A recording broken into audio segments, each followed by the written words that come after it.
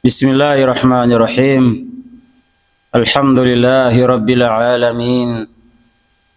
Wal aqibatu lil muttaqin. Wala udwana illa 'alal zalimin. Amma ba'd. Kuna matatizo yanaweza katokea katika maisha yako, na matatizo hayo yakasababisha wewe uhukumiwe, mara nyingine uhukumiwe kufungwa, uende kabisa gerezani. Sasa tunajua kwamba mtu akikumbwa na matatizo makubwa ambayo hawezi kujieleza yeye, kusimama mbele ya mahakama za kidunia, anawaita mawakili, wanasheria, advocates, kumsimulia habari jinsi ilivyokuwa, na mwisho wa siku yule wakili ndiyo anayesimama kwa niaba yako mahakamani. Anakutetea ili usifungwe, anakutetea ili usipewe adhabu. Panakuwa pana mashindano makubwa kati ya wakili wako na wakili wa serikali aliowekwa kwa muda huo pale mahakamani. Ushindani unakuwa mkubwa sana wa hoja.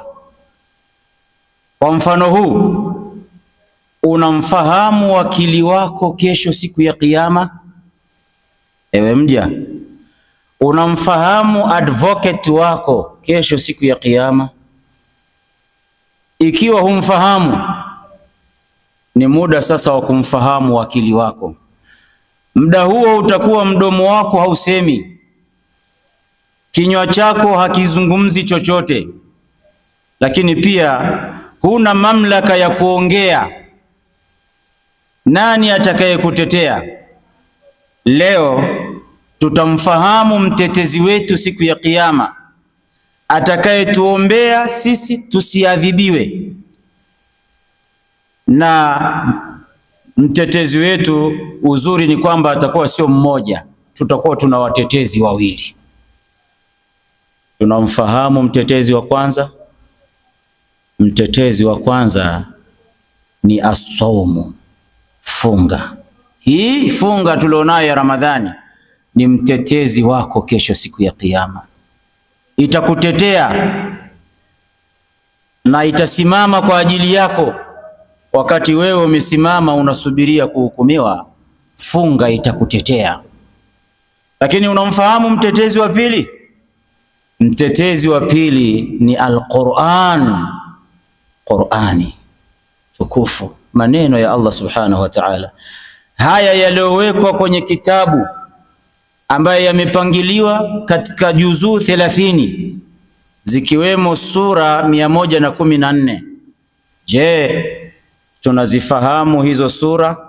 Je, tunazisoma hizo sura? Je, tumezihifadhi baadhi ya hizo sura? Je, tunajua maana yaliyomo ndani ya hizo sura? Je, tunamfahamu Allah anasemaje katika Qur'ani kuanzia mwanzo mpaka mwisho, ikiwa ni mwongozo wa maisha yetu, ili Qur'ani ikaje kuwa ni mtetezi kesho siku ya Kiyama? Ndugu yangu Muislamu, watetezi hawa wawili watatutetea siku ya Kiyama.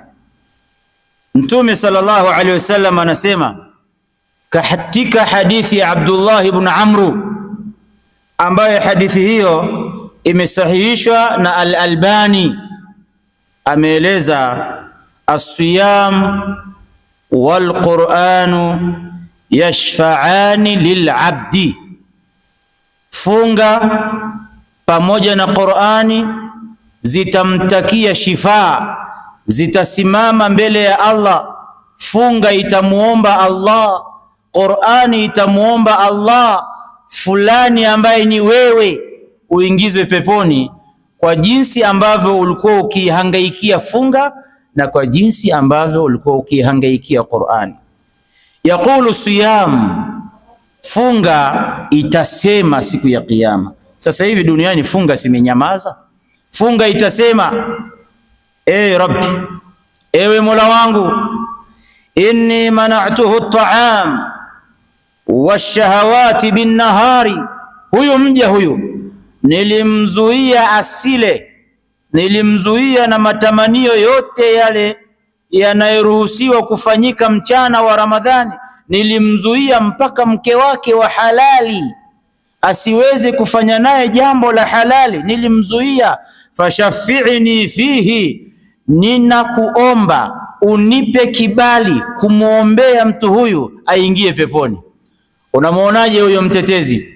Unamuonaje huyo wakili? Unamuonaje huyo advocate? Je, kama ni pesa utampa kiasi gani? Utampa shilingi au utampa dola? Ndugu yangu Muislamu, tuzingatie kwamba huyo ni mtetezi wako ambaye ni funga, ambaye Allah ametuambia ayyama ma'dudatin. Mtetezi amekuja kutusoma kwa muda mfupi sana, siku 29 au siku 30, anatusoma, anatuchunguza, anatuona, na mwisho wa siku atasimama kwa ajili yetu. Tufunge ndugu zangu, na tuendelee kufunga. Allah atulipe katika hilo. Tetezi yetu wa pili itasema wa yaqulu alquranu, na Qur'ani itasema mana'tuhu an-nawm bil-layl, nilimzuia huyu mja wako usiku asilale, alikuwa akinisoma.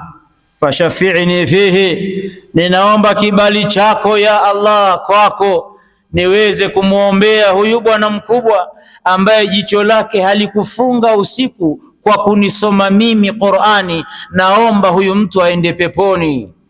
Fayashfa'an, baada ya maelekezo ya maadvocate hawa wawili juu yako, watakuombea wote wawili, na mwisho wa siku utasamehewa na Allah, kisha utaingizwa peponi. Ndugu zangu, nafasi ni hii, fursa ni hii, tufunge na tuisome Qur'ani. Hawa ni watetezi wetu kesho siku ya Kiyama. Wassalamu alaikum warahmatullahi wabarakatuh.